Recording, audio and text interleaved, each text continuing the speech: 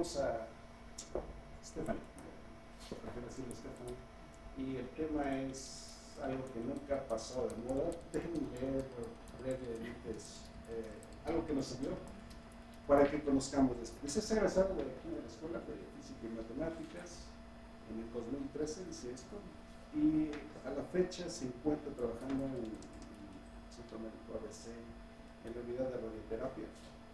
También entre sus labores se encuentran la calibración de equipos de teleterapia y braquiterapia, controles de calidad, planes de tratamiento paciente específico, optimizaciones de flujo de trabajo, además que capacita a médicos, físicos y técnicos en radioterapia.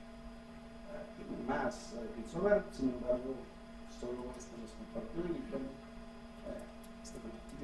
gracias. Muchas gracias. Bueno, pues muchas gracias por la invitación, la oportunidad de estar con ustedes el día de hoy. Como lo dice el profesor Daniel, yo soy egresada de esta institución. Terminé la licenciatura como la mayoría de ustedes, porque ahorita ya están ustedes en el posgrado. Estuve un tiempo en esas sillas tratando de aprender un poquito o mucho de lo que esta escuela tan noble nos da, ¿no? Entonces, pero una gran incertidumbre es, bueno, aprendo, paso mis materias, ¿qué sigue en mi vida, no? Al final, pues cada uno de nosotros necesita trabajar. Algunos con un poco más de estrés, otros con menos estrés, pero pues la mayoría de ustedes quieren saber a qué se van a dedicar, ¿no? Muchos de ustedes ya deben de tener como en mente qué cosa hacer, otros apenas están como en el camino. Entonces, pues únicamente les quisiera compartir un poquito de lo que hace un físico médico dentro de un hospital. Primero, bueno, y sobre todo también quisiera, ojalá y en alguno de ustedes deje una semillita. Los que ya van en el camino, pues ya la traen. Otros seguramente, pues apenas le empezarán a adquirir.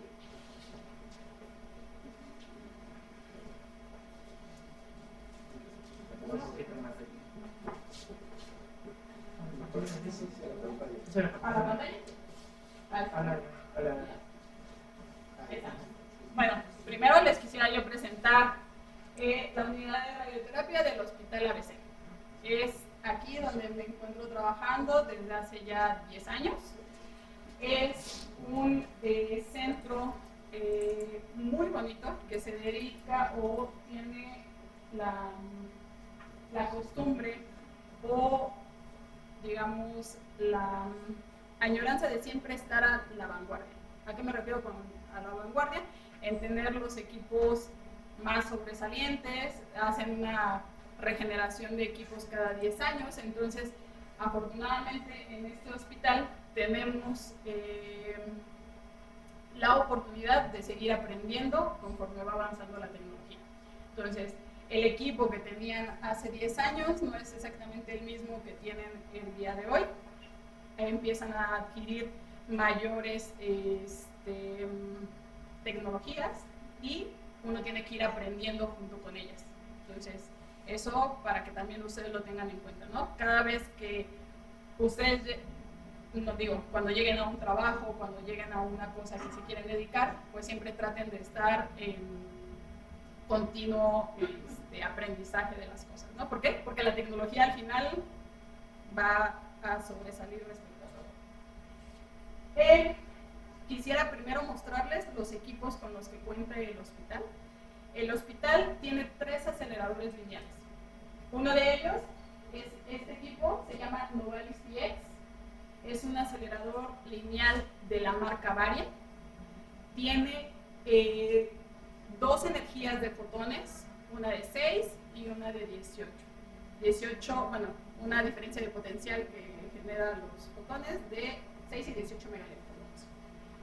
En el caso de electrones tenemos energías de 4, 6, 9, 15 y 20 megaelectronvolts.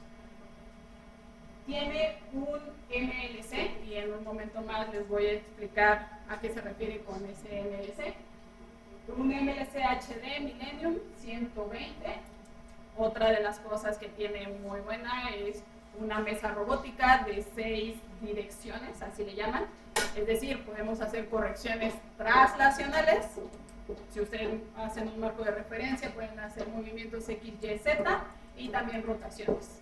Si tienen, como en este caso, a este paciente, imagínenselo como este lápiz, podrían hacer este tipo de basculaciones. A eso es cuando nos referimos que tenemos una mesa robótica, que podemos hacer correcciones, le llaman pitch, roll y rotacional, ¿no? Entonces, podemos hacer correcciones de ese tipo en 6 dimensiones. Otro de los equipos que tenemos es Clean X.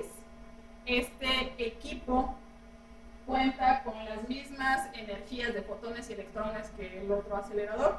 Casi son, bueno, no son iguales, porque en realidad este equipo es como de los equipos de batalla. Tiene todas las condiciones como para hacer tratamientos muy grandes, tratamientos pequeños, con sus limitantes. En el caso del equipo Novalis, del que les presenté hace un momento, ese equipo está dedicado para radiocirugía, es decir, para volúmenes pequeños, ¿vale? Esa es como su principal razón de ser, ¿vale? Está dedicado para eso, puede hacer otro tipo de tratamientos, pero está dedicado para radiocirugía. En el caso de Clean X, es un equipo más robusto y por ello podemos hacer tratamientos de mayor extensión de volumen.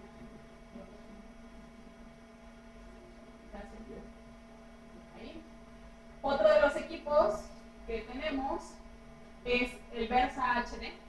Este equipo recién fue instalado en noviembre del 2022, por eso les digo que uno tiene que irse acostumbrando a la renovación de equipos, acostumbrándose a nuevas tecnologías. Este equipo cuenta con 5 energías de fotones y 4 energías de electrones. Tiene una particularidad este equipo, que le puedes quitar el filtro de aplanado y entonces tienes otras 2 energías más. De eso no vamos a hablar, pero también es muy interesante esa parte. También tiene un MLC Infinity. Con ese MLC, al igual que en el Clean X, podemos hacer tratamientos de tamaño grande y también podemos hacer algunas cosas de radiocirugía con sus limitantes. ¿Vale? También tiene una mesa robótica. ¿Alguien recuerda qué es una mesa robótica? ¿Sí? Correcciones en 6 direcciones, ¿vale? Este equipo llegó con un sistema llamado CIRRAT. Ese sistema lo que hace es ver la superficie del paciente en tiempo real. Es decir, siempre lo está viendo y se detiene el tratamiento si sale de ciertas tolerancias, ¿no? Digamos, dentro de las tecnologías que tiene el hospital, esta es una de las tecnologías que va avanzando muchísimo más. Okay. Una vez que ya les presenté los equipos, esos son los 13 aceleradores lineales que tenemos. ¿Qué hay detrás de todos estos equipos que se ven muy bonitos?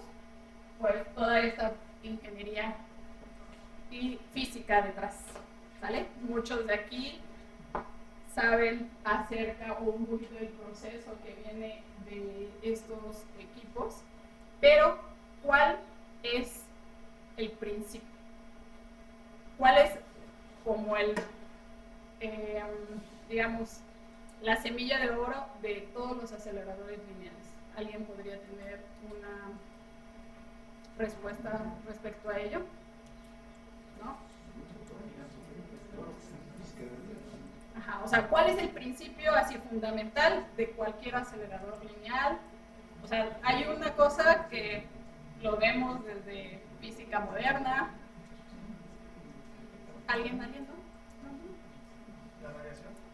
Ok, pero ¿cómo podemos producir radiación? Con el efecto ventral. Efecto ventral, un poquito más para atrás.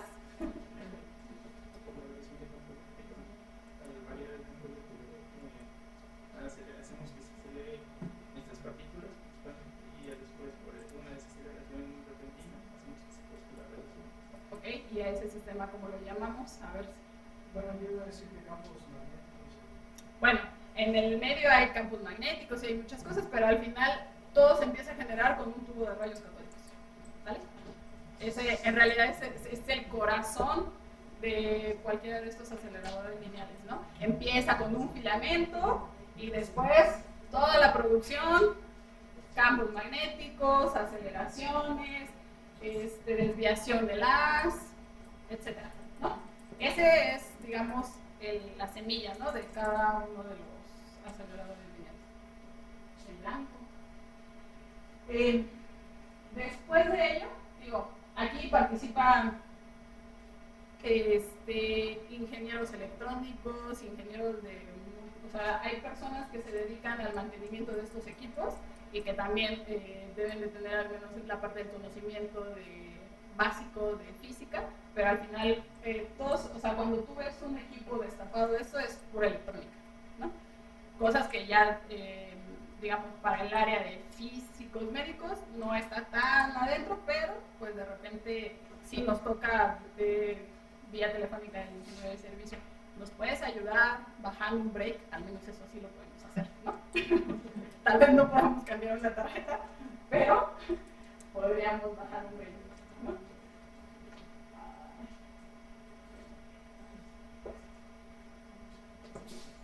No. Ahí. Respecto al MLC, cuando yo les comentaba cada una de las características de los equipos, esta parte es importante. ¿Por qué? Porque es la forma de colimación de cada uno de los equipos. Hay equipos como el Novalis que tiene un grosor de hoja de 2.5 milímetros y a los exteriores 0.5. El IX tiene un grosor de hoja de 0.5 y 1 centímetro hacia los laterales. En el caso del Versa, tiene un grosor de multihoja de 0.5 en toda su extensión del tamaño de campo de 40 por 40. Entonces, dado esos volúmenes que tenemos, ¿por qué diríamos que uno puede ser para campos pequeños y uno para campos grandes? ¿Alguien tiene una idea? No. Bueno, vamos a pensarlo en cuestión de resolución, ¿sale? Eso es muy importante para nosotros. La definición de un volumen, el tamaño del volumen de tratamiento siempre es muy importante, ¿no? ¿Por qué? Porque tú no puedes irradiar un objeto que tenga 1 milímetro de grosor si no tienes, digamos, las adecuaciones importantes para ello, ¿no? O sea, si voy y agarro el equipo IX con sus hojitas de 0.5, nada más voy a cubrir con 2 de ellas, ¿no? Y entonces ahí ya tengo problemas. Entonces me regreso y busco el equipo que le podría corresponder por cuestión de resolución, ¿vale? Entonces, nada más les quería mostrar un video. Ahora, cada equipo es capaz de producir un tamaño máximo de campo de 40 por 40 con las quijadas. Dentro de la estructura que ustedes vieron, todos los equipos tienen quijadas y tienen multihojas. Con eso definimos un tamaño de campo de 40 por 40, ¿sale? Las multihojas definen campos ya más pequeños con formas que no son rectangulares o cuadradas, ¿sí? ¿Hasta ahí vamos bien? Después, sigue mi video, donde quería mostrarles cómo es que hace esa estructura las MLCs y por qué son importantes. Pueden hacer configuraciones no necesariamente un cuadrado o un rectángulo, ¿sale? Ese es el tipo de estructuras que podrían, imagínenselo como un ojito, que ustedes son el acelerador y el cabezal y de ahí les están viendo la forma del tumor y entonces ustedes se tienen que adecuar a la forma del tumor. Los tumores, a diferencia de la vaca circular que utilizábamos, o esférica, perdón, no, la vaca esférica, también los tumores no son esféricos, o no son cuadrados, o no son rectángulos. Entonces, digamos, la evolución de los aceleradores lineales ha sido de tal forma, ¿no? O sea, para poder hacer una configuración, por eso les digo, ustedes vean o siéntanse como el acelerador lineal que están viendo al tumor y entonces no tienen una forma esférica, ¿sale? Pocos la tienen. Entonces, ahora, ya les expliqué un poquito acerca de los aceleradores lineales. Digo, empecé desde ahí porque creo que el título estaba muy ambicioso si ustedes no tenían por conocimiento toda esta parte. Y todavía sigo, o sea, todavía no voy a llegar al punto donde les diga, y las técnicas de mama todavía no, todavía me falta un rato. ¿Qué pasa con estos equipos? Estos equipos son dosimétricos. ¿Quién configura? ¿Quién dice cómo están estructurados todos estos equipos? Pues justo es un físico médico, ¿no? Ustedes tienen que llegar con este tipo de aparatos que van a poner debajo del cabezal, van a determinar la dosis absorbida, van a calibrar la dosis absorbida en ciertas condiciones de referencia. Hay ¿cómo se llama? Códigos de práctica para que todo el mundo pueda llegar a la dosis en un punto. O sea, cada uno de estos aceleradores, por cuestiones de campos eléctricos, o sea, cuánto le están poniendo de potencial a la guía de onda y todas estas cosas, vienen diferente. Entonces, cuando los instalan, uno pone todas estas chunches para que se pueda determinar la dosis absorbida en un punto. Y que si fulanito viene y quiere medir la dosis, en ese mismo punto sea la misma en cualquier acelerador lineal. Para eso hay condiciones de referencia. Uno de los códigos de práctica que el hospital utiliza y que se utiliza internacionalmente es el TRS 398, que nos dice cómo determinar la dosis a un punto. ¿Recuerdan qué punto, compañero? ¿Sí? El calor es bastante. Ok. Condiciones de referencia. Condiciones de referencia siempre es un campo de 10 por 10 a una profundidad de 5 o 10 centímetros. Eso es lo que normalmente nosotros utilizamos. Y ahí es donde definimos eso que tal vez en algunos otros lugares han escuchado, de 100 unidades de monitor, 100 centígrados. ¿Sale? Es nuestra relación entre lo que dispara el equipo y lo que nosotros podemos medir, ¿vale?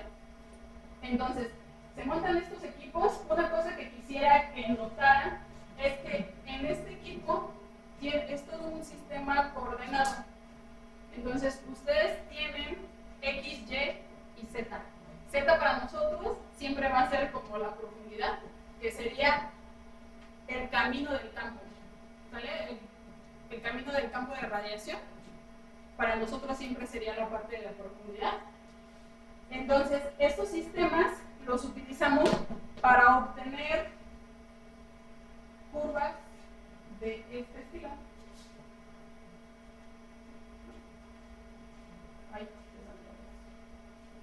Bueno, no sé, esto está así. ¿Cómo las determinamos? Pues obviamente con objetos que nos pueden dar una señal.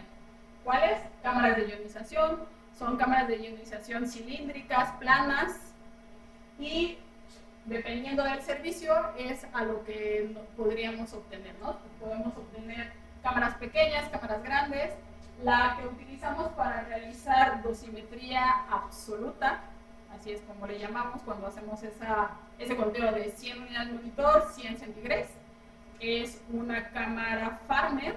En el caso de obtener este tipo de curvas, que son porcentaje de dosis a profundidad, normalmente son mediciones relativas, ¿vale?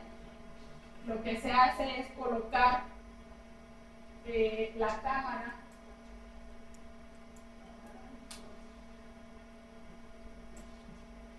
se coloca una cámara, pues aquí no se alcanza a ver, pero aquí está una cámara. Y lo que hace son barridos en una sola dirección, ¿vale? En profundidad, y con eso podemos obtener este tipo de curvas.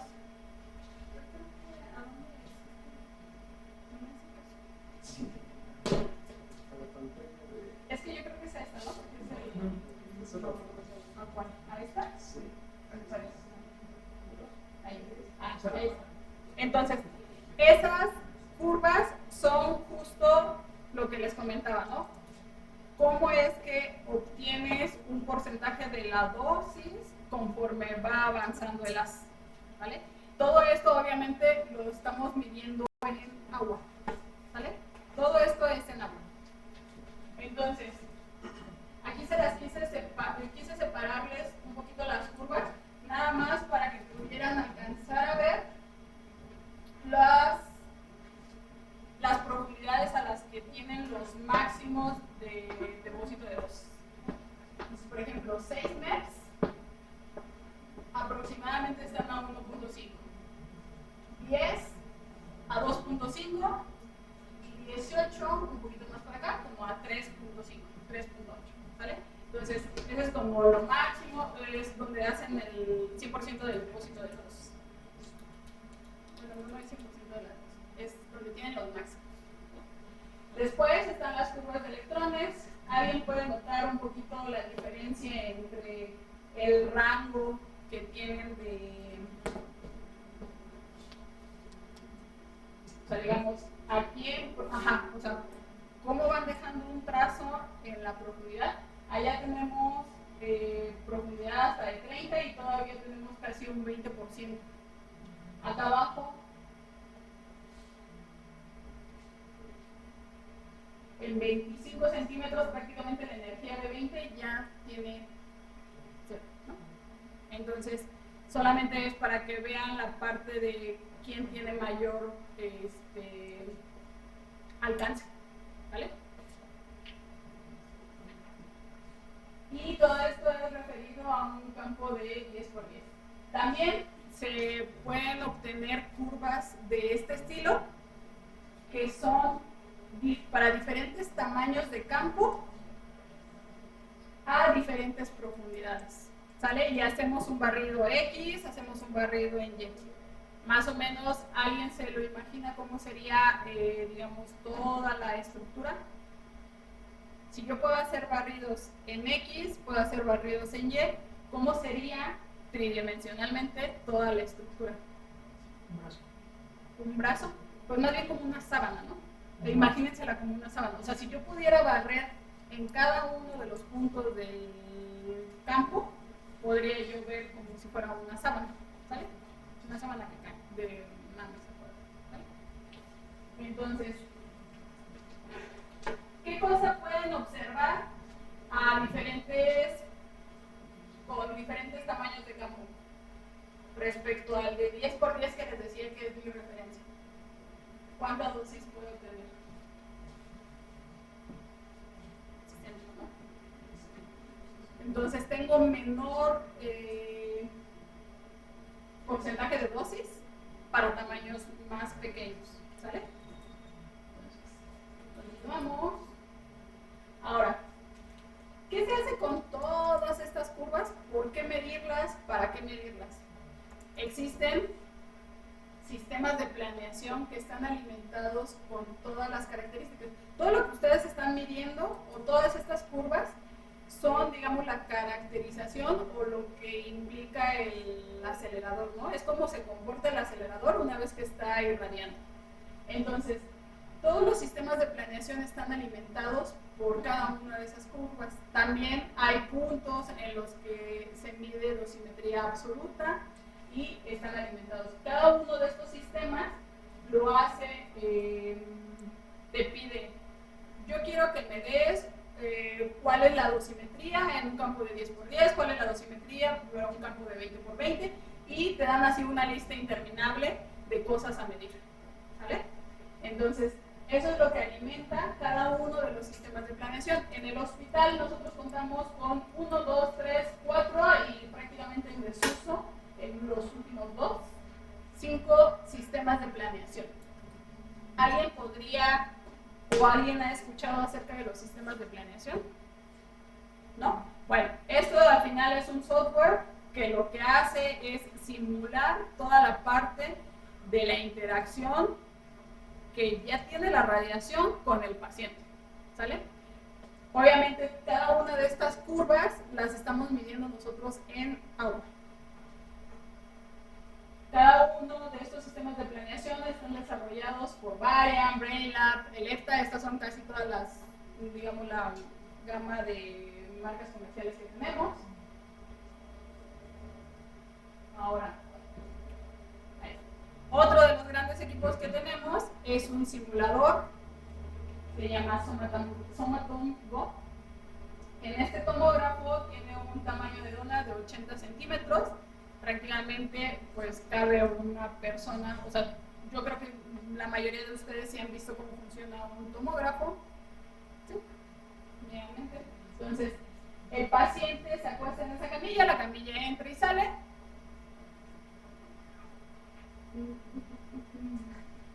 ¿Qué hay detrás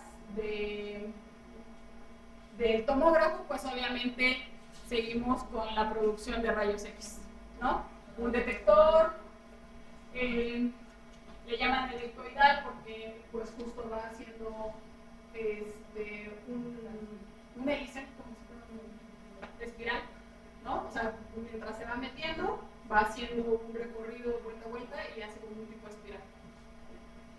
Entonces, también hay mucho software detrás de cada uno de estos aparatos. ¿Por qué? Porque para una señal, aquí hay una atenuación de las y entonces me entrega un dato, el cual es procesado para darme una imagen tomográfica, ¿vale? A cada uno de estos cortes les llamamos slide y lo que hacen es partirlos en voxel, que es justo el dato que nos da de las unidades Hammond. Ahora, esto pues en realidad lo único que quería mostrarles es qué tipo de imagen es la que nos da un tomógrafo. Cortes axiales, como si hiciéramos una rebanada de mi en esta dirección, que es en el caso del lado izquierdo, y del lado derecho, como si hiciéramos una rebanada de este. Son reconstrucciones que es capaz de hacer casi cualquier software, ¿vale? Ahora, ¿en qué interviene un físico médico para esta parte? Pues, ¿cómo le dices ahora que a qué cosa corresponde cada valor de gris a blanco? O sea, las tomografías al final son imágenes que corren desde el negro hasta el blanco, ¿no? En muchos niveles en un rango de grises, en un rango de grises.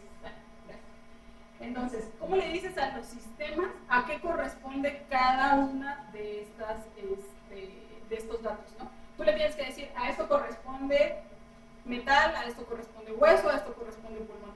Existen fantomas, maniquís, que se utilizan para justo alimentar a los sistemas de planeación para esto. Entonces, por ejemplo, aquí, creo que no se ve y no están anotados, pero cada uno de estos simula algo, ¿vale? Y entonces, lo que obtenemos son curvas de calibración que tienen que ver con la... Perdón.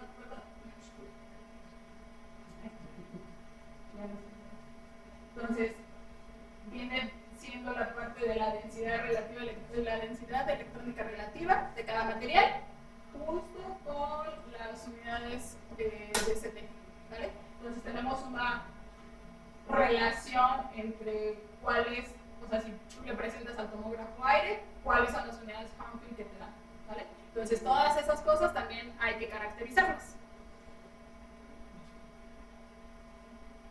Ahora, todo el equipo no sirve de nada si alguien no lo maneja, ¿no? Aquí es una parte interdisciplinaria entre médicos, técnicos, enfermeras, físicos, cada uno de ellos intervienen en el proceso, ¿sale? Entonces, no solamente basta con tener la mayor tecnología, ¿no? Sino tener capacitados a todo el personal, que todos sepan hacer un buen uso de todo, ¿no? Entonces, también quise poner esta imagen como parte del equipo, pero este es equipo humano. Ahora sí, vamos un poquito a la parte de la radioterapia externa para el tratamiento de cáncer, ¿no? O sea, ya les hablé un poco de todos los equipos. Ahora lo siguiente es, ¿qué pasa cuando alguien es diagnosticado con cáncer o con células malignas y entonces necesita radioterapia? A eso vamos, ¿vale? Entonces, justo es, tenemos las células buenas, por alguna extraña razón, se estropean, ¿no? Y entonces ahora empieza la división muy rápida de las células y entonces eso genera pues tumores, ¿no? O sea, y la cuestión es aquí que las células malignas o que tienen una reproducción muy rápida crecen sobre las células que no lo tienen, ¿no? Cuando somos pequeños, nuestras células están en reproducción, pero ya cuando empezamos a ser jóvenes y ya no tanto, esa apoptosis, que le llaman, o esa capacidad de las células para reproducirse, se empieza a detener, o sea, a aletargar. En el caso de las células cancerígenas, tienen una alta tasa de reproducción y entonces anidan a todo el resto de las células, ¿sale? Entonces, digamos, eso es lo que genera el cáncer, ¿no? Y otras cosas más que tienen que ver con biología, que no voy a contar. Entonces, actualmente, casi todos los pacientes que tienen diagnosticado cáncer podrían tratarse, digamos, en 3 ramas. A muchos les realizan una cirugía, pero ¿qué pasa cuando no son capaces de quitar todo todo el mal que tenían ahí enfrente? Abren el cerebro, pero pues obviamente deciden dejar un pedazo de tumor para no dañar otra sección funcional del cerebro, ¿no? Eso es, a veces hacen mucho esas consideraciones ya cuando están haciendo una cirugía. Entonces, los tratamientos de cáncer se pueden tratar con cirugía, otros con quimioterapia, y justamente es para detener la parte de los ciclos celulares, la parte de la quimioterapia. Pero también podemos tratar con radioterapia. No en todos los casos solo se da radioterapia, en muchos casos se da una cosa que le llaman concomitancia, es decir, las dos cosas al mismo tiempo o simultáneas, ¿sale? Entonces, ¿qué hay con la radioterapia? ¿Cuál es la intención de la radioterapia? La radioterapia, como ya venimos diciendo, utiliza radiaciones ionizantes. Estas radiaciones, ¿cuál es su objetivo? Es causar daño al hélice del ADN, ¿sale? Entonces, eso es tratar de romper para poder dar muerte a las células malignas. Esa es la intención de que nosotros estemos irradiando a una persona con cáncer, ¿vale? O a las células, más bien. Entonces, desafortunadamente, ¿qué pasa? La radiación no puede distinguir entre una célula buena o una célula mala, ¿vale? Entonces, pues debemos de tener cuidado justo en ese inter. Así, ahí está. Ahora, vuelvo a estas curvas, solamente para que las tengan como muy en claro. Si yo aquí pusiera estas curvas en realidad fueron obtenidas en un sistema de agua, ¿sale? Y se obtiene cuál es el porcentaje de dosis que puedes obtener. Hasta acá está el 20%, y estas son curvas que corresponden a una cosa que nosotros le llamamos SSD y SAD. Son diferentes técnicas de tratamiento. Ahora, ¿qué pasa si yo pusiera, imagínense que este es mi tumor, ¿vale? Este es mi tumor. ¿Qué pasa si yo solamente pongo un campo?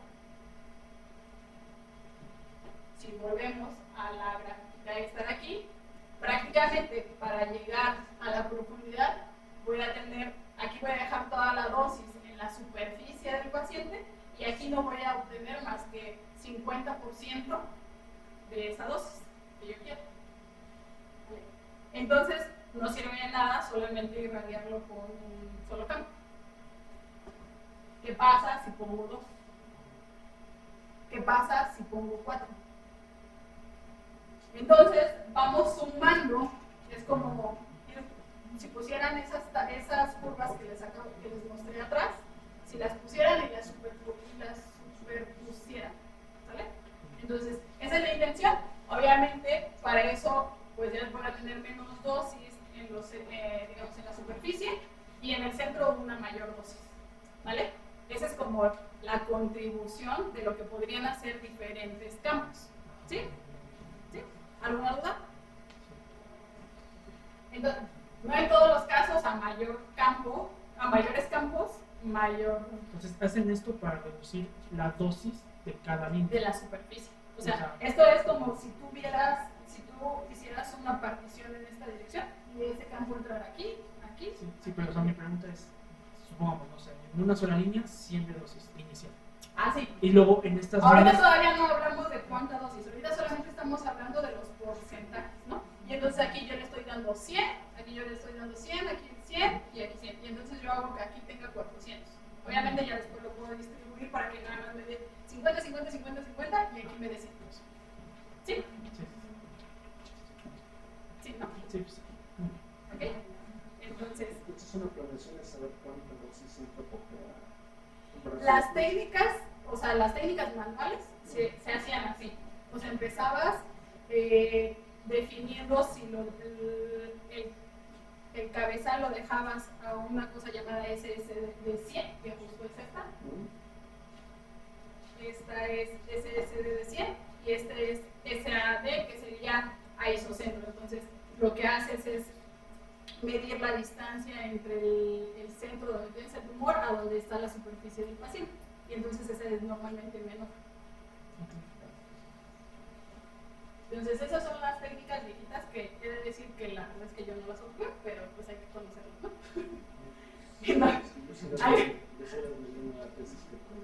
Sí, en realidad son cosas que ya no se usan, pero sí es necesario que ustedes sepan. O sea, y esto hablando de solamente campos cuadrados, o sea, ni siquiera con intervención de MLC, ni nada. O sea, este es un campo cuadrado, ¿vale?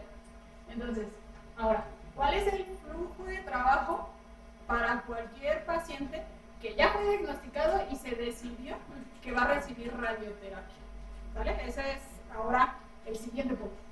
¿Vale? El siguiente punto es, empezamos con una simulación. Es decir, nos vamos a ir al tomógrafo y vamos a adquirir las imágenes tomográficas. ¿Vale? Antes de ello tenemos que hacer una inmovilización del paciente. Así como ustedes, no, así no, golpeándolo, ¿no? Pero así ustedes ahorita están quietecitos y ya llevan más de media hora y ya necesitan estirarse. Imagínense a un paciente que necesita quedarse quieto porque sabe que va a recibir radiación, ¿no? O sea, yo me quedaría muy quieto, pero pese a mi pensamiento de me voy a quedar muy quieto, no es tan fácil, ¿no? El día de hoy lleguen a su casa pensando que van a quedarse 15 minutos en una y ahorita les voy a decir en qué posición para el tratamiento de los pacientes de cáncer de mama. Y tratan de quedarse ahí unos 15 minutos, al menos 15 minutos. Ahorita les explico el proceso. Pero al menos se tratan de quedar quietecitos en esa posición y me van a decir si lo lograron, ¿vale? Entonces, lo siguiente es hacer la parte del plan de tratamiento. Ahí, una vez que ya tenemos la imagen de la tomografía, interviene, bueno, en la simulación, quien lo realiza es un técnico radioterapeuta, él hace la fijación, él acomoda al paciente, ellos saben manipular a los pacientes. ¿vale? Lo siguiente es la parte de la... Bueno, somos manipuladores. Sí. Una vez que se hace la adquisición de imágenes, lo que sigue es realizar un plan de tratamiento. Es decir, cómo vamos a meter los campos, ¿no? O sea, esos campos que ustedes vieron, esa distribución así nada más de 4, pues ¿qué tal si ahí estaba el riñón? Acuérdense que la radiación hace daño parejo, ¿vale? Entonces, ¿recuerden muy bien? Entonces, se hace la parte del arreglo de los campos de tratamiento. En algunos casos, se hace una optimización, no en todos. En otro caso, en todos los casos, en este sí, se hace una evaluación del plan. ¿A qué me refiero con la parte de la evaluación del plan? Imagínense que tengo... No, eso no se lo imagino, es que les iba a decir, imagínense que tengo un tumor en la cabeza. No, eso no se lo imagino. Yo no quiero un tumor en la cabeza. Pero imagínense que tenemos un tumor en el cerebro, que está muy cerquita de la vía visual, ¿no? Entonces, el riesgo de que yo meta un campo por donde está el ojo, pues es muy alto. Obviamente, hay técnicas de tratamiento que pueden evitar el ojo en cierta medida, pero al final la intención terapéutica es irradiar lo que hay detrás del ojo, ¿no? Pero el médico es quien decide, es que yo tengo que dar 70 grays, ahora sí ya les voy a empezar a hablar de números, 70 grays a ese tumor. Pero resulta que el ojo solamente puede recibir 26 grays de dosis media. Entonces, ¿cómo le haces? Entonces tienes que hacer un compromiso. A veces hay ocasiones en las que es imposible dar la dosis terapéutica sin sacrificar un poco al órgano en riesgo. Entonces, el médico es quien hace ese balance de, mira, bueno, no importa, ya será, si al paciente le da cataratas, pues ok, que lo operen de las cataratas, ¿no? Está mejor tener una cirugía por cataratas que seguir teniendo un tumor, ¿no? Entonces, digamos, a eso me refiero cuando hacemos la parte de la evaluación del plan. ¿Qué sigue? La verificación de paciente específico, es decir, ¿quién me dice que lo que la máquina va a entregar al paciente está bien? Pues hay que realizar una verificación del tratamiento, ¿sale? Eso en todos los casos. Después, ya hicimos toda esa parte, y ahora sí sigue el tratamiento. Vas a llevar al paciente a la sala donde se encuentra el acelerador lineal, vas a realizar una alineación del paciente, esa la realiza el técnico radioterapeuta, después haces una verificación de la posición, es decir, yo adopté una posición para la adquisición de imágenes, tengo que trasladarla al acelerador lineal. Tiene que ser exactamente la misma, obviamente con sus tolerancias, ¿no? Y después de ello, por eso se hace una verificación del posicionamiento guiado por imagen y después una administración del tratamiento. Ya es cuando el paciente ahora sí está recibiendo radioterapia. Ahí. En el caso específico de las pacientes de mama o con cáncer de mama, se utiliza este sistema de inmovilización. Es decir, se colocan, bueno, en el caso de esta imagen tiene los dos brazos arriba, nosotros normalmente solamente dejamos un brazo arriba, entonces intenten obtener esta posición al menos 15 minutos mientras se hace todo el tratamiento. Esa es la forma en la que nosotros hacemos esa simulación. Para otro tipo de tratamiento, no sé, algo en el cráneo, lo que se coloca es una máscara. En este caso, nosotros estamos utilizando esta cosa que le llaman breastwork. Y lo que nos hace es levantar un poco la parte del tórax, que no esté totalmente acostado, para poder irradiar completamente la glándula mamaria. ¿Vale? Entonces, esa es nuestra inmovilización. En la simulación, ¿qué se hace? Se utiliza un sistema de láseres, los cuales nos dan un punto o nos definen un sistema coordenado. Ahora nuestro paciente es para nosotros un sistema coordenado, ¿vale? Esa es la importancia de nosotros con esos láseres en ese momento.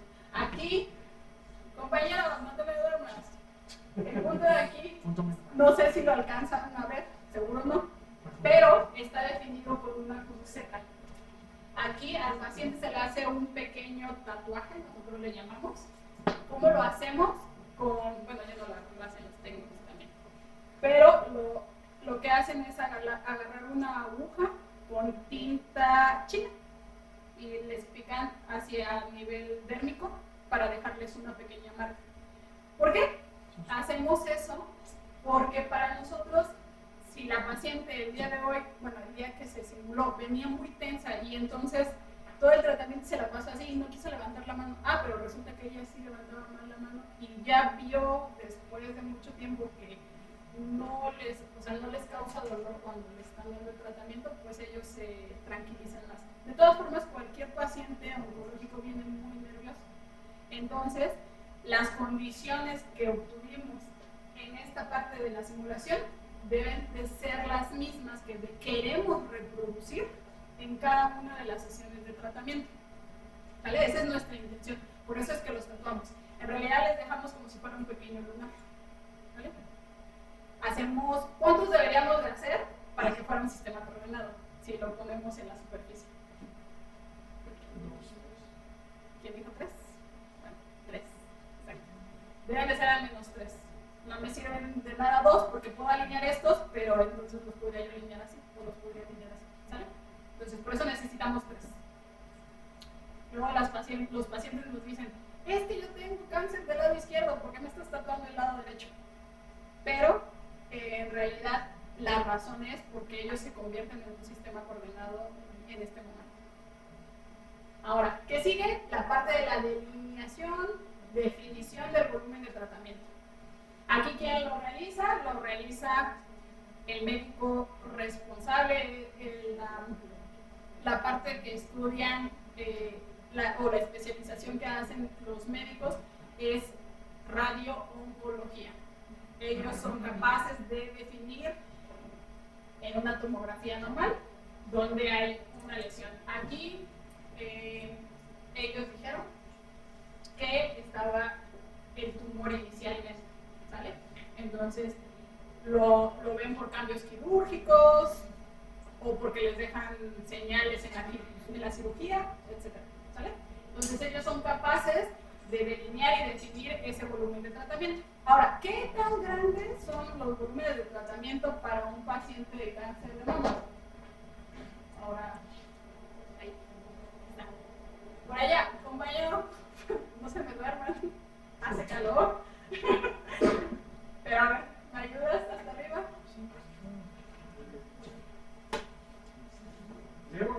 Sí, por favor. Ok, hay pacientes de cáncer de mama que les hacen una cirugía conservadora, es decir, quitan solo el tumor y les dejan parte de la glándula. Hay pacientes que no son candidatas por el tamaño del tumor y les hacen una resección total de la mama. A eso me refiero con pared torácica. ¿Vale? ¿Por qué? Porque nada más les dejan así una telita chiquita de la pared torácica. ¿Vale? Ahora, eso, digamos, dentro de los mejores de los escenarios, ¿no? Que solamente vamos a tratar la mama. Pero, como el cáncer se reproduce, se mueve por todos lados, también podemos obtener problemas a niveles por allá, amigo, en medio, aquí.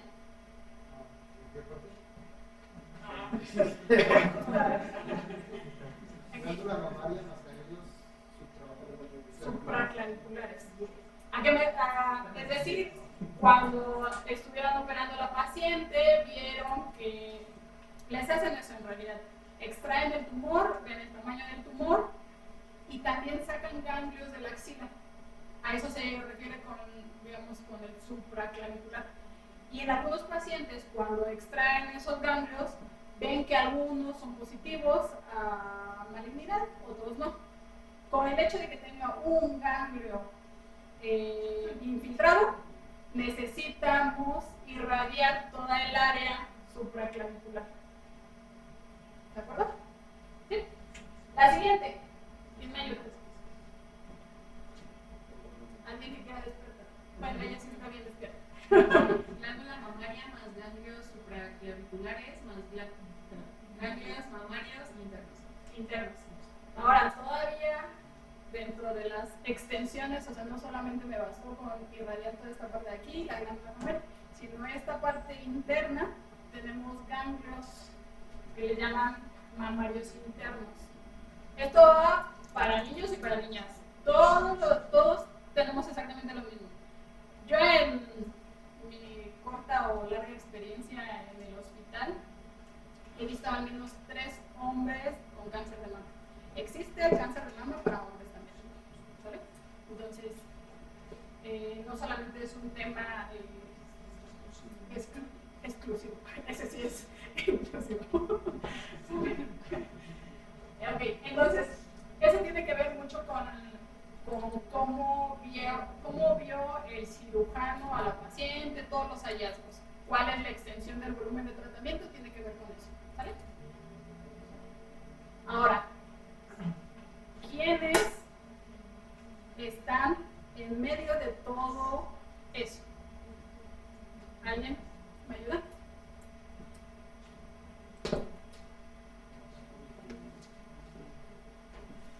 Por favor, si alcanzas a ver. Sí, si quieres.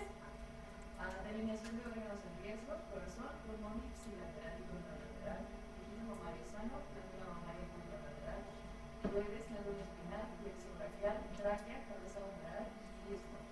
Exacto. Entonces, dependiendo de la extensión del volumen, es todo lo que encontraríamos a nuestro paso, ¿no? O sea, si solamente, en el mejor de los casos, solamente vamos a irradiar la glándula mamaria, lo que nos vamos a encontrar va a ser el pulmón, el corazón y probablemente la mama contralateral. Cuando ya hablamos del supraclavicular, encontramos tiroides, médula espinal, plexo braquial, tráquea, cabeza humeral, esófago. En ese caso, ustedes estudiaron física. Yo cuando empecé no sabía ni dónde estaba la cabeza humeral. Ahora ya lo sé, te los puedo decir. Entonces, cada uno de estos órganos tiene tolerancias. Es decir, ahora les voy a hablar del fraccionamiento que nosotros utilizamos para los pacientes de cáncer de mama con radioterapia. Esta hay una extensión de publicaciones en las que se basan los médicos radioterapeutas para definir la dosis que necesita recibir el paciente. Una dosis que es muy habitual es 2 grays por día. El paciente o una paciente que tiene cáncer de mama nos visita 25 sesiones para el tratamiento de mama, bueno, entre 25 y 30 sesiones, cuando les damos 2 grays. Me va a hacer pregunta al final, ¿eh? 2 grays entre 25 y 30 sesiones. Últimamente se utilizan dosis hipofraccionadas, así es como le llamamos, y damos 2.56, 2.57 en 16 fracciones. La paciente ya viene menos veces a radioterapia. Todavía tenemos un sistema y ese apenas estamos como en camino, y solamente son pacientes seleccionados que se les da 25, 26 grays en 5 fracciones, ¿vale? Pero ya son como pacientes muy seleccionados, ¿vale? Bien, seguimos. Ahora otra cosa. Cada uno de estos órganos tienen una tolerancia. Yo les hablé ahorita 50 grays. La médula espinal, por ejemplo, Si recibe 45 grays, 50 grays en alguna sección, puede causar paraplegia. ¿Sale? Entonces, por eso es que uno debe de conocer las tolerancias a los órganos en riesgo y la dosis que tú quieres dar. A veces las intenciones terapéuticas y la localización del tumor no es la más adecuada, pero pues se busca ese beneficio, riesgo-beneficio, ¿vale? Hablamos ahora de las técnicas de tratamiento. Ahora sí, ya empezamos con la plática. ¿Qué hay con las técnicas de tratamiento? Yo les comentaba esto: irradiamos mama, irradiamos axilo supraclavicular e irradiamos mamaria interna. En cuestión de evolutiva, han ido mejorando las técnicas, se han ido haciendo mejor la dosis objetivo, o sea, podemos llegar cada vez mejor a la dosis terapéutica, irradiando menos órganos en riesgo. ¿Vale? ¿Cómo se ha ido consiguiendo eso? Empezamos con las cosas que le llamamos técnica conformal. ¿Se acuerdan de los 4 campitos estos que teníamos? No les damos 4 campos, pero damos una cosa como esta: 2 campos tangenciales, les llamamos. Entonces, la glándula mamaria está aquí y colocamos 2 campos es decir, el gantry se mueve aquí y dispara, gira y dispara. ¿Vale? Son 2 campos tangenciales que únicamente están tratando la glándula mamaria. Otra de las técnicas, eso solamente si estuviéramos tratando la glándula mamaria. Si estamos tratando la parte del axilo supra, tenemos ya que intervenir por otro campo diferente. ¿Sale? Y entonces en eso se despliega si es técnica isocéntrica, si tienes que entrar y mover al paciente, verificar, disparar, y luego volver a mover al paciente y disparar. ¿Vale? En eso me refiero cuando llamamos monoisocéntrica y bisocéntrica. ¿Vale? Hay como 2 ramas de tratamiento. La verdad es que la más confiable, pero depende mucho de las limitantes del equipo, depende mucho de la anatomía de la paciente. Aquí es como una mezcla de todo, pero la que a mí en particular más me gusta es la bisocéntrica. ¿Por qué? Porque cuando yo estoy irradiando esta zona y necesito desplazarme para irradiar esta otra zona, puede que yo tenga un traslape de campos. Y ahí, justo en los traslapes, hay una cosa que nosotros le llamamos punto caliente, porque justo en una línea estamos entregando 100 y 100. Entonces a esa línea ya estamos entregándole ahora 200. Bueno, o sea, 200% de lo que estamos hablando, ¿saben? Entonces, ahora les digo, han ido evolucionando las técnicas y podemos encontrar en un solo disparo que los colimadores, que las multihojas se muevan a irradiar diferentes zonas. ¿Sí? Ahora, ¿qué hay con la parte de la evolución? Ahora tenemos técnicas como el IMRT, BIMAT, que nos ayudan a que esas dosis sean menores. Por ejemplo, esta paciente, debido a su anatomía, tiene el corazón muy cerca. Entonces, yo no lo puedo evitar con esta técnica. Y digamos que tampoco con la otra, ¿no? Con la otra, pero el daño es menor. ¿Vale? Entonces, esta sería una de las técnicas conformales. Esta es de las que les decía yo, que es como muy isocéntrica. Ajusto el colimador para tratar toda esta parte de aquí y después hacia arriba. Y aquí sí es un campo directo. ¿Vale? Ya los quería cambiar a ustedes. Quería estar en mi casa. Okay. La parte de la definición del volumen, ¿se acuerdan? Ahorita yo les acabo de decir que en la parte del axilo supraclavicular doy un campo directo. En este caso, el médico radiólogo dice: hasta acá tiene ganglios. ¿Alguien alcanza a ver el numerito que tengo aquí? 9 centímetros. acuerdan de los PDDs?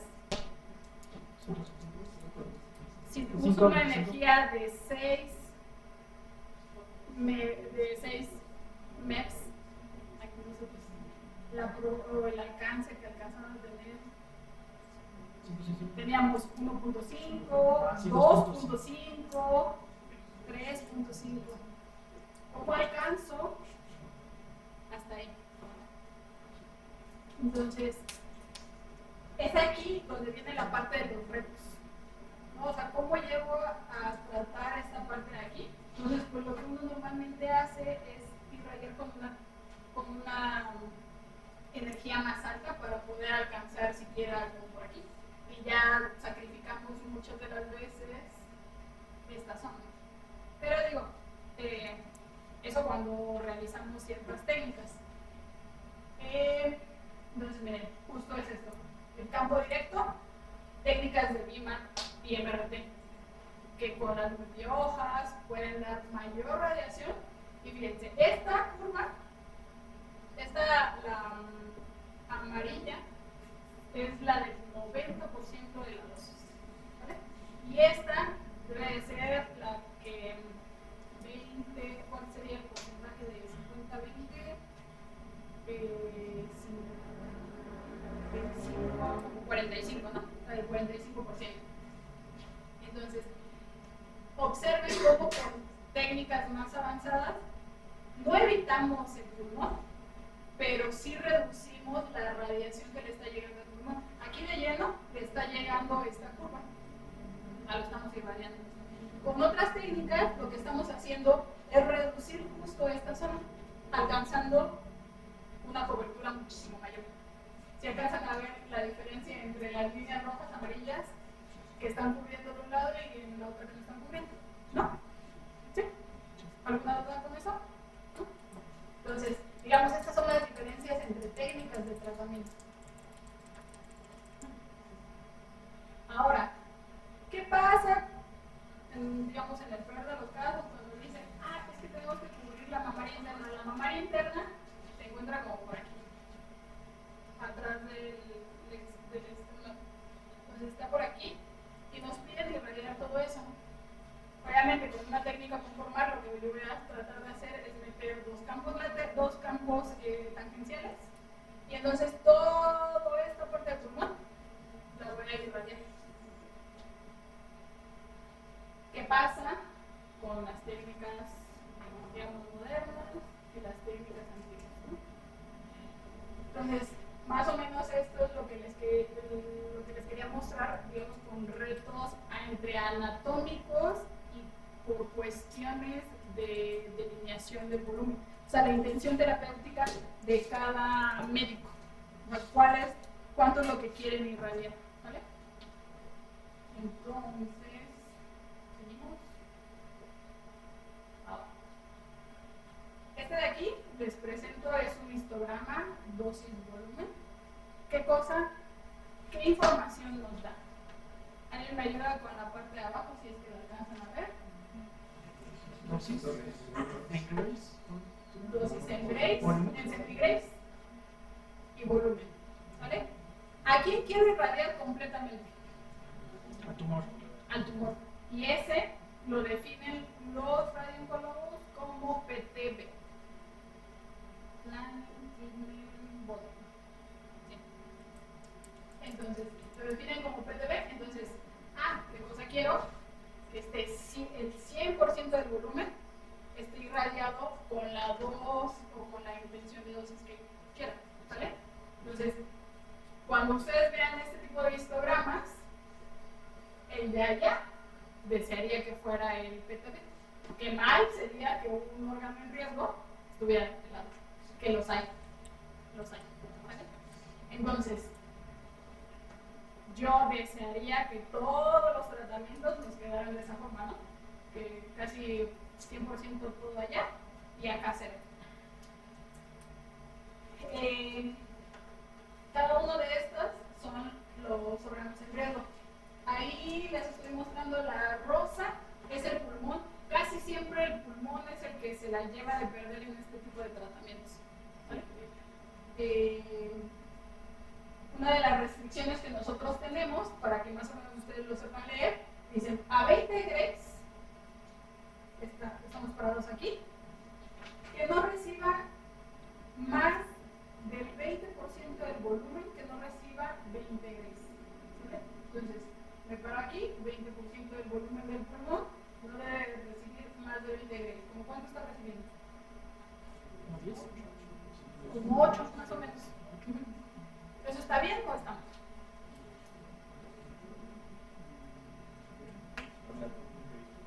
Está bien. No. Les voy a decir, estadísticamente dice que 1 de cada 8 mujeres, por eso el tratamiento del cáncer de mama es como muy estudiado, porque digamos, las personas que llegan a tener cáncer de mama en alguna etapa de la vida, es eso. 1 de cada 8 mujeres va a tener cáncer de mama a lo largo de su vida. Entonces, ahora, con las técnicas nuevas podemos preservar. Bueno, más bien la historia va así. Se les empezó a dar tratamiento, les daban quimioterapias, les daban radioterapia, y entonces la vida de esas pacientes que llegaban a vivir, que les gusta, 5 o 6 años sin tratamiento, las alargaron a 10, 15, 20 años. Pero ahora, ¿qué cosa están viendo? Que tienen muchos problemas cardíacos, que tienen problemas pulmonares, ¿no? Entonces, justo esas evaluaciones o esa intención de reducir lo más que puedas los órganos en riesgo es para que hacia adelante esas pacientes tengan una mayor calidad de vida. ¿Sale? Entonces, esas son las intenciones de la evaluación del tratamiento. ¿Se acuerdan dentro del flujo de trabajo cómo es que íbamos haciendo cada cosa? A esto es cuando nos referimos a la evaluación del plan. ¿Vale? Ahí se los había yo.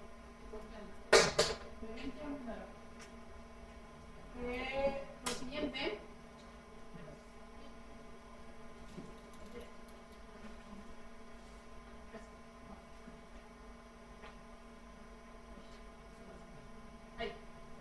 Aquí les pongo algunas de las restricciones que nosotros utilizamos para la evaluación de estos planes de mama. Algunos son muy fáciles de conseguir debido a la anatomía de los pacientes, debido a que la etapa fue más temprana y no se necesitó irradiar tanto. Entonces, algunas de las dosis con las que nosotros tratamos es dosis media corazón, menor a 5 Grays. ¿Por qué? Total. Yo le doy 2 Grays por día. ¿Cuál sería el porcentaje de lo que debería de recibir? O sea, digamos, si se van a los extremos. No, o sea, yo doy 2 Grays por día y ella va a recibir 50 Grays. Mi tolerancia son 5 Grays total. ¿Cuál sería el porcentaje diario? O sea, sería 5 Grays entre 25. ¿Sale? Lo que le podría yo dar diario. Sí, eso. Ese es digamos, el máximo diario. ¿Sale? Entonces también el pulmón ipsilateral, es decir, el tratamiento es izquierdo, yo debo de conservar el pulmón derecho, la mama derecha, la glándula mamaria derecha. Y para eso utilizamos estas restricciones. El pulmón que va del lado donde está la lesión también tiene tolerancias, dosis media menor a 12 Grays y esa que les decía yo, 20 menor a 20%. ¿Alguien me podría ayudar? Ya que les expliqué cómo es el histograma, quisiera que alguien se levantara y me dijera cómo leo esto.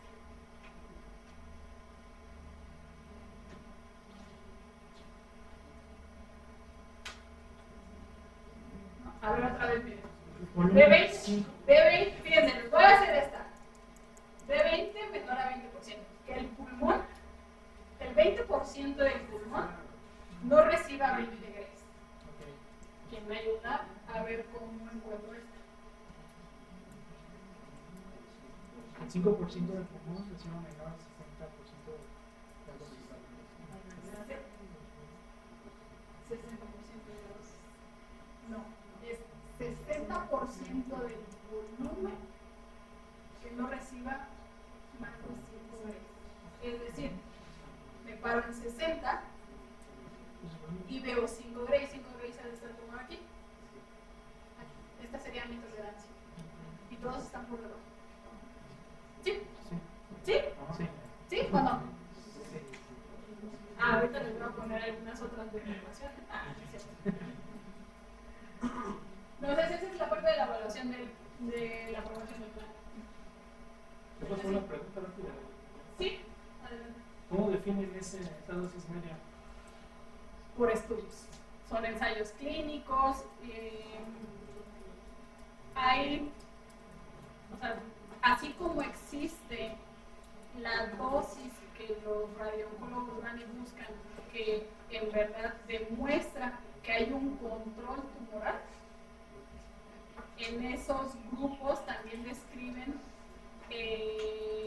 los efectos tóxicos de la radiación en algunas cosas. Es decir, yo les acabo de decir que hacia 10 años empezaron a ver que las pacientes empezaban a tener problemas cardíacos y eso les ocasionaba ya una muerte. Y observaron que a todo ese grupo que habían tratado les habían dado 6 Grays. Entonces dicen, oye, entonces baja esa dosis.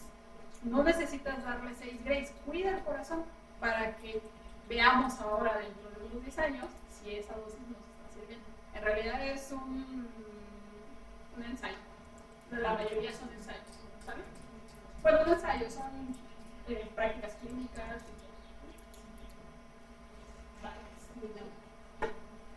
Ahora, una vez que el médico dijo, sí, el plan se ve muy bien, me gusta que lo que vamos a irradiar es la intención que yo tengo de irradiación y vamos a preservar los órganos en riesgo, ahora lo que hacemos es pasar toda esa información del sistema de planeación a un sistema de administración de tratamiento. Ese sistema se comunica directamente con los aceleradores lineales y les da la instrucción. ¿Vale? Entonces, dentro de esos tenemos Mosaic, ARIA y otros. Esos son los, digamos, los más comerciales. ¿Qué hay ahora? ¿Se acuerdan qué sigue después de la verificación del plan?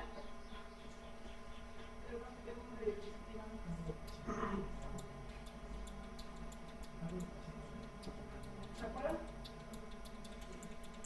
Sistemas de verificación. ¿Se acuerdan que les dije cómo saben que lo que van a tratar está bien tratado? ¿Cómo lo hacemos? Mediante maniquís. Ahora, ¿qué hacemos?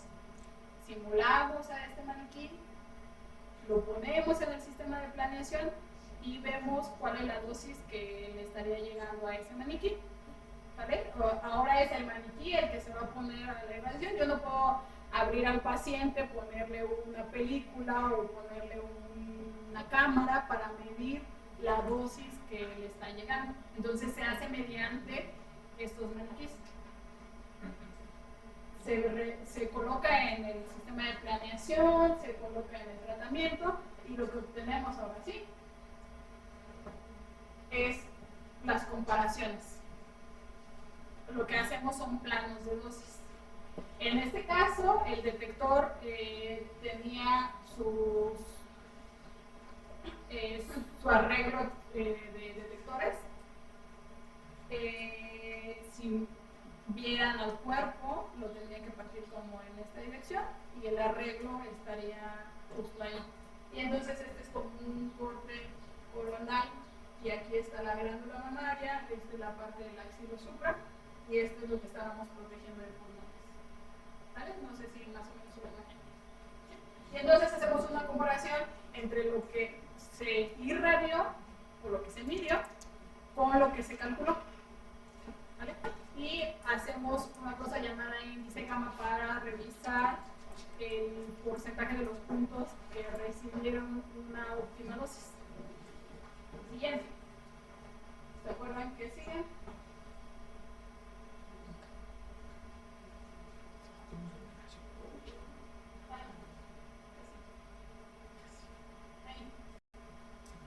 Ya nos vamos ahora hacia el tratamiento, ¿vale? La paciente ya simulada con sus tatuajes y todo, el técnico radioterapeuta la lleva al acelerador lineal. La línea bajo las mismas condiciones o tratamos de reproducir las mismas condiciones que tuvimos en la tomografía y la dejamos adentro de la sala de tratamiento para realizar la verificación de la posición. A eso le llaman imagen guiada, ¿no? IGRT, es como, son sus siglas en inglés. Creo que no les comenté y por eso es que lo pongo aquí. En el acelerador lineal tiene unos bracitos. Esos bracitos son le llaman un CBCT o es como una pequeña tomografía de baja resolución que nos da dentro de la sala de tratamiento. Entonces con eso podemos verificar, comparar y alinear para que la zona que nosotros tenemos de intención irradiar sea irradiada, ¿vale? A veces, por ejemplo, una cosa que nos ha pasado es que las pacientes no se quieren tatuar. Eso en realidad nada más ha sido una, ¿no? Pero, porque como sí es una referencia para nosotros, les decimos a los médicos que sí debe de tatuarse, ¿no? Pero en el caso de una paciente dijo, no, déjenme unas marcas, yo me las cuido, y ¿qué creen? Al otro día llegó y ya no tenía ni una marca. ¿Cómo la vuelves a poner? Obviamente, como nosotros utilizamos el aditamento es estándar, la posición es como estándar, pues casi puedes llegar a la misma posición, pero pues qué tan arriba, qué tan abajo estaba la paciente, eso ya no lo podemos garantizar, ¿vale? Entonces, esta sería una herramienta para nosotros para verificar que la posición es adecuada, ¿vale? Aquí, no sé si se alcanza a ver, pero aquí hay una cruceta. Y lo que están viendo es la tomografía versus o más bien encimada con la imagen que se adquirió en el equipo de tratamiento, ¿vale? Entonces, una vez que ya se verificó que la paciente está en la posición indicada, ¿qué creen? ¿Qué sigue? El disparo. Eso todavía no. Sí, me falta el disparo. Bueno, ya lo que sigue es el disparo. Y gracias. Perdón, me faltó ahí ponerles una diapositiva.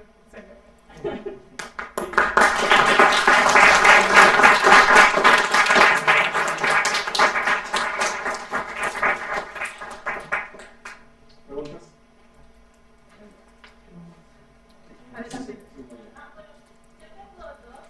Al principio de la presentación, cuando nos mostró varios instrumentos, la verdad que se usaban según la resolución y el tamaño de volumen, pero me trataron qué criterio usan para delimitar el volumen, pueden usar una máquina u otra.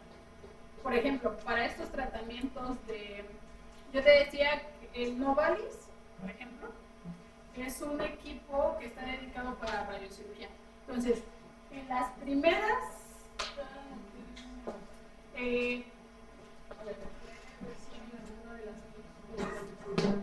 bueno, en el centro tiene 2.5 milímetros, ¿vale? Y el tamaño de campo máximo que me da el Novalis es 24 centímetros. Si tú mides, por ejemplo, un tórax normal, son 20 y voy a tratar hasta acá, son 40 centímetros. En el Novalis yo no puedo tratar toda esta región. Entonces tengo que seleccionar un equipo con el que sí lo pueda tratar. Por ejemplo, en el Clinac X, que tiene un grosor de hoja de 0.5 en el centro y de 1 centímetro a las orillas, no podría tratar una lesión cerebral muy pequeñita porque la definición de las multihojas no es la suficiente para poder dar el tratamiento, ¿vale? Entonces, cada una de las máquinas está dedicada, bueno, no dedicada, porque como les comentaba, hay tratamientos que se pueden dar en uno en otro, pero hay técnicas especiales que tú de plano dices, aquí no, este paciente necesita una mayor resolución, ¿no? Entonces lo mandas al equipo que tiene esa mayor resolución. Sí, afortunadamente tenemos 3 equipos. Si no tuviéramos esos 3 equipos y solamente tuviéramos uno, pues, ¿qué crees? Mi segunda pregunta es respecto a la pregunta que colocaste casi al principio, donde decía que esas medidas eran en agua. Ajá.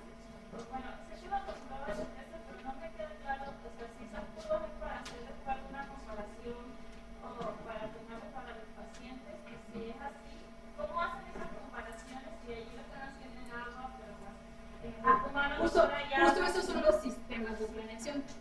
Los sistemas de planeación, o sea, yo les hablé de los cálculos manuales, que justo que les dije que esa parte ya no se utilizaba.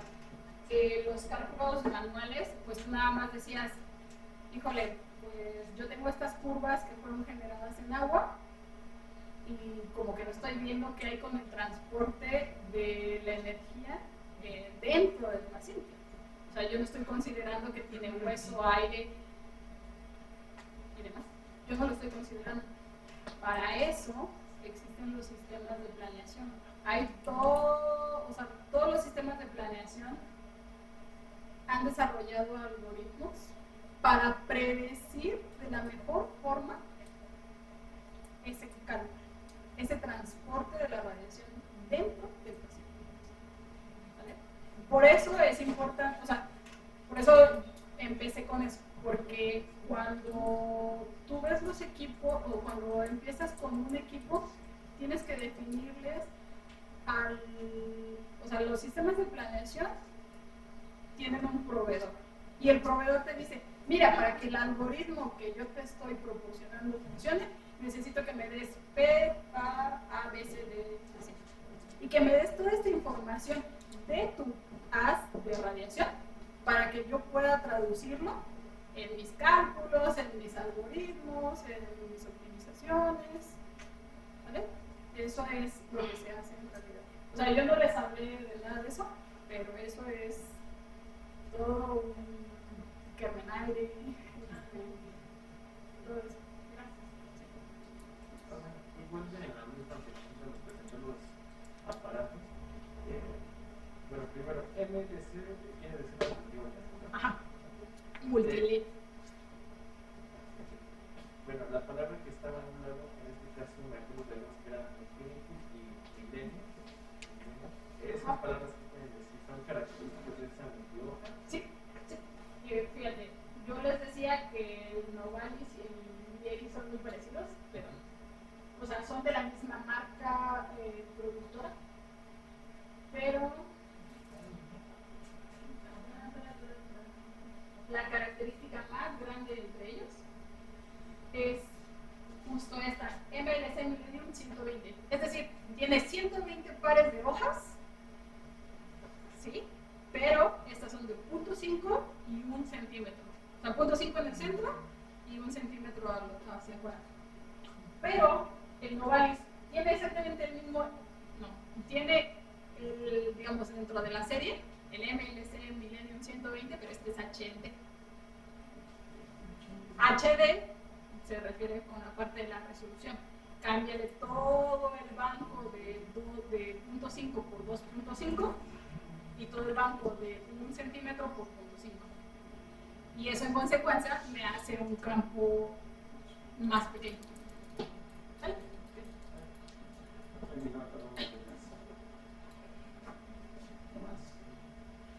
Por ejemplo, ya nos habéis comentado que ya hay software de pronto que hacen las planeaciones, ¿no?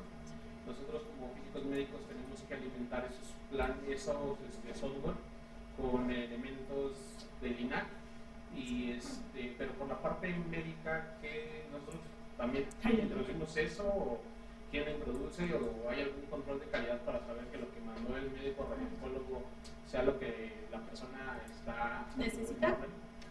En nuestra institución y eso lo agradezco mucho de la institución. Se presentan todos los casos. Haz de cuenta que no es que los médicos lleguen y digan, hoy se me ocurrió porque me levanté de buenas y nada más le voy a tratar tal parte y con tal dosis. No. Todo esto es el hecho de que sea a nivel hospitalario, está regulado por ellos, o sea, ellos tienen que seguir esas guías. Y como te digo, cada paciente que es tratado se somete a un consejo. Es decir, el médico ante sus colegas, o sea, en el departamento nosotros tenemos como 10 médicos y cada uno de ellos presenta sus casos y los otros dicen, sí, pero recuerda que es un TN1, M0, M0, eso, que depende mucho de la parte patológica. Y entonces dicen, no, necesitas darle más radiación, o no, la intención no va por ahí. Entonces, cada uno se somete digamos, a sus colegas. Pero todo está basado en guías. Una pregunta. Respecto justamente a las tolerancias, nos damos cuenta que las pasa de estudios clínicos. Sí. ¿Pero qué porcentaje tiene de errores? Cuando tú en dentro de la tolerancia pone que pueden ganar. Sí. Aquí es una cadena enorme de incertidumbres. Empezamos desde la simulación. Desde la simulación nosotros tenemos que asegurar que la posición de la mesa es la adecuada, que los láseres que yo estoy ocupando están bien alineados, que la resolución del equipo dijo que era hueso, de aquel lado es hueso, ¿no? Ahí empezamos ya desde ahí. Que el técnico haya colocado adecuadamente la apertura del brazo, que la paciente no se haya movido, incluso esta imagen la puse un poquito a propósito, pero creo que nadie lo notó, es justo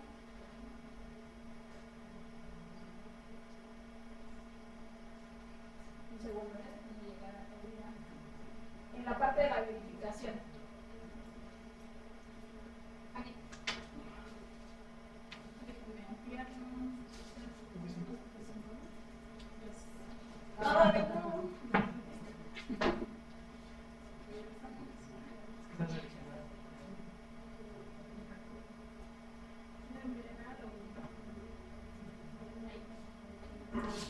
¿Qué creen? La posición es adecuada. La glándula mamaria está en su lugar. Pero ¿quién se mueve? El corazón tiene movimiento. Y cada una de las cosas que ustedes tienen dentro se están moviendo. Y hay técnicas ahora que justo alejan más el corazón y lo controlan más. A eso, ¿se acuerdan que en el equipo persa yo les dije que había un sistema guiado por imagen? Pues ¿qué creen? Ahora hay unas técnicas así súper bonitas que le llaman inspiración sostenida. Entonces, inflen de aire sus pulmones y eso va a hacer que se separe el corazón de la pared torácica. Y eso me ayuda todavía con que la dosis a corazón sea menor. O sea, cuando todavía la radiación, las técnicas de BIMAD y eso no nos pueden controlar los movimientos involuntarios del paciente, todavía los tratamos de controlar con ese tipo de técnicas. Eso es, de hecho, es de las cosas más actuales que tenemos ahorita dentro del servicio. Inspiración sostenida. Bueno, tenemos la parte del error que es humano, que puede ser humano y mecánico del sistema. Del mecánico también, de hecho del acelerador lineal también. Pero ¿qué tanto hay de incertidumbre de los datos que ya tienen los estudios? ¿Existe una incertidumbre o son 100% Mira, desafortunadamente casi todos los estudios son europeos, son americanos,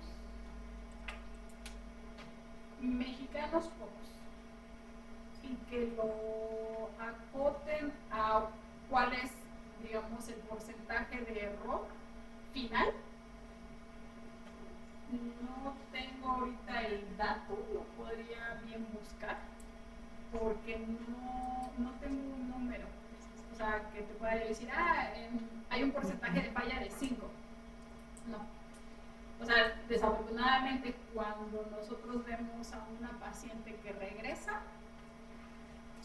no sabemos, porque incluso hay recurrencia, le llaman loco regional o recurrencia por margen, que el médico en lugar, fíjense, en las técnicas estas de IMRT conforman muy bien, pero si el médico no le pinta un poquito más por acá, puede que la recurrencia sea a un ladito de donde le irradiamos. Entonces, a veces las técnicas conformadas son mejor porque irradiamos todo el segmento. Entonces, tiene sus pros y sus contras. Pero el dato así tal cual de que te diga cuál es la falla clínica total, no la tengo. No te podría yo decir.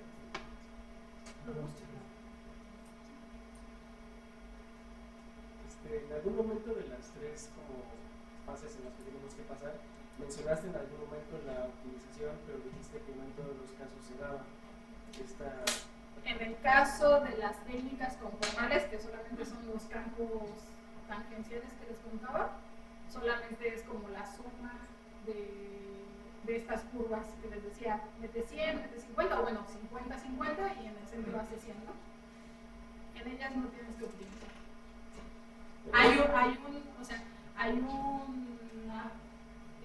Los sistemas de planeación consideran que tienes hueso, tienes tejido sano o tienes aire, pero al final es una suma de campos. En el caso de la optimización, son técnicas de BIMA, de IMRT, que ya requiere le llaman planeación inversa. O sea, le dices al sistema qué cosa quieres, el sistema te dice, mira, sí, quieres que tu PTB esté 100% cubierto, quieres que tus órganos en riesgo estén hasta abajo, pero ya cuando empieza a hacer el movimiento de las multihojas, eso es lo que hace el sistema de planeo, es la optimización. Empieza a encontrar el movimiento de las multihojas de tal forma que te protege los órganos en riesgo, irradiándote el volumen objetivo. ¿Sale? Eso es cuando hace la optimización y normalmente es cuando utilizas técnicas de IMRT o BIMA.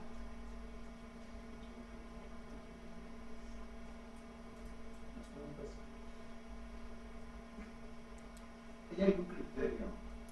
No sé si lo sepas, pero yo sé más que yo. ¿De cuándo decide el médico o los médicos que la técnica de tratamiento sea de radio?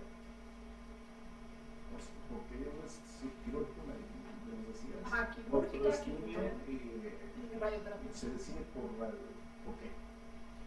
Eso también son basados en guías clínicas.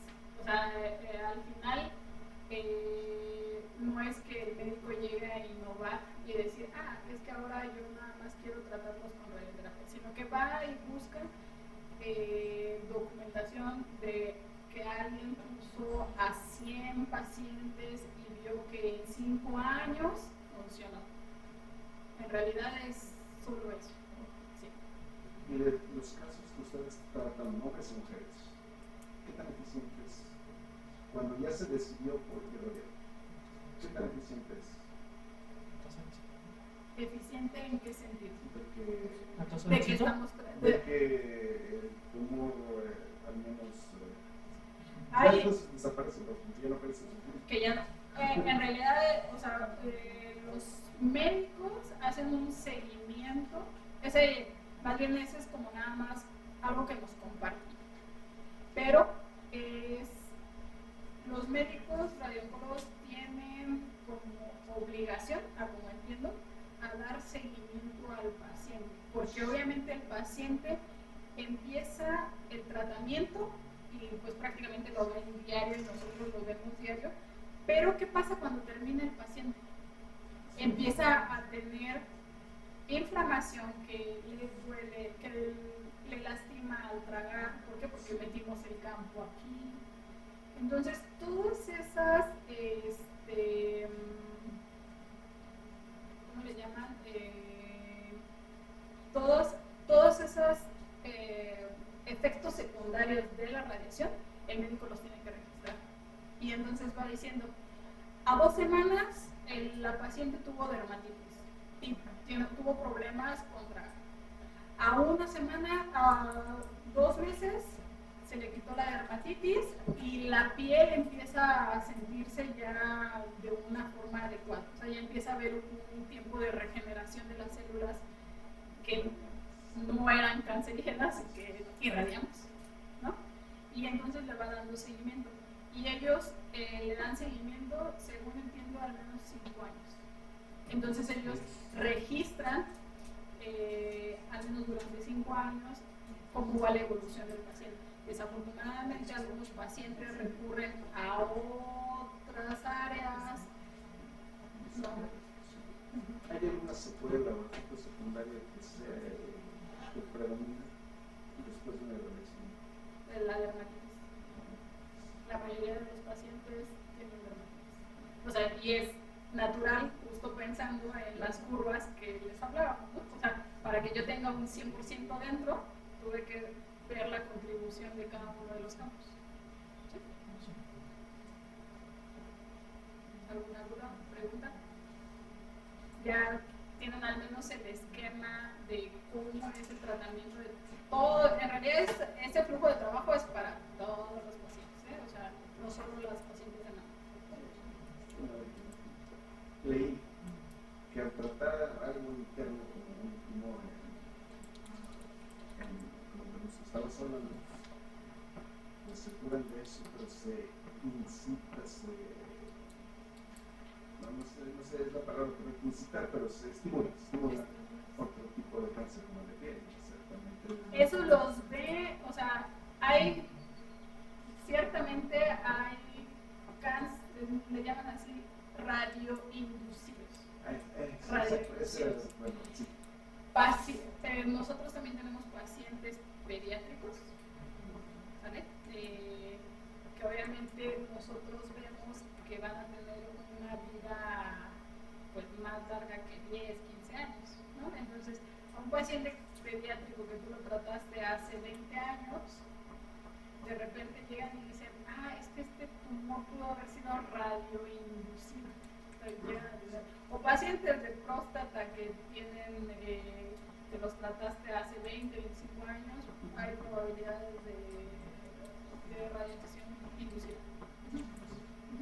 ¿Por qué? Porque acuérdense que estamos dañando todos, ¿no? Todos sanos. Obviamente uno está tratando de que la dosis que están recibiendo los órganos no sea menor, pero al final qué bueno que le pudiéramos sacar el tumor, le irradiamos, y no pasara nada, pero no pasa. Ale estaba comentando eso de lo de inducido. ¿Se le podría adjudicar a la cercanía de donde fue? O, por ejemplo, no sé, de próstata lo trataron y después le dio cáncer de pulmón. O sea, no necesariamente podría ser inducido. O sea, por ejemplo, toda esa arquitectura de cómo viaja la radiación dentro del cabezal, han empezado, pues, o sea, antes supongo que por cuestiones de apenas desarrollos, pero eso ya son de muchos años, ¿no? Empiezan ya muchos de los equipos tienen un gran blindaje en los cabezales. O sea, toda esta parte de aquí había radiación dispersa, ¿no? O sea, aquí viene la radiación, pero no toda se viene aquí. Entonces hay radiación que sobresale del cabezal. Entonces, se dice que mucha de la de los tumores radioinducidos tal vez hayan sido debido a eso, pero ya empezaron a compactar más la radiación. Entonces ya no se ven tan. En realidad yo he visto radioinducidos como unos 5 de 10 años de estar en el hospital, no sé. Pero el paciente es 5 de 1000, 5 de 10. Yo creo que sí, unos 5 de 1000. Sí. Bueno, ¿alguna otra pregunta nada más para ellos? Si no, pues podemos hacer este